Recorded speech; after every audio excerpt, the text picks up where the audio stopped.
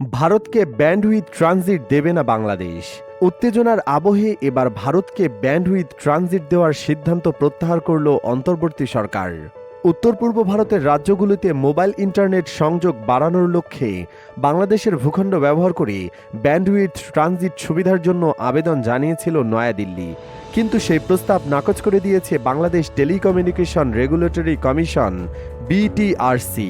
প্রসঙ্গত, প্রতি সেকেন্ডে যে পরিমাণ তথ্য পাঠানো যায় তাকে ব্যান্ডউইথ বা ডেটা ট্রান্সমিশন স্পিড বলা হয়।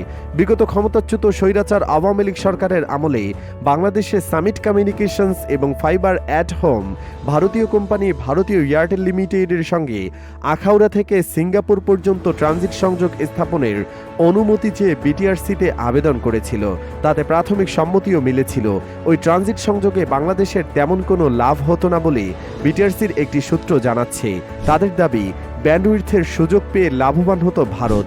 সামিট কমিউনিকেশনসের ফাইবার অ্যাট হোম আওয়ামী লীগের ঘনিষ্ঠ, আওয়ামী লীগের প্রেসিডিয়াম সদস্য ও গোপালগঞ্জ ১ আসনের ৫ বারের সংসদ সদস্য ফারুক খানের ছোট ভাই সামিট কমিউনিকেশনসের চেয়ারম্যান মোহাম্মদ ফরিদ খান, একই সঙ্গে ক্ষমতাচ্যুত স্বৈরাচার হাসিনার ছেলে ও আইসিটি বিষয়ক উপদেষ্টা সজীব ওয়াজেদ জয়ের ঘনিষ্ঠ বন্ধু।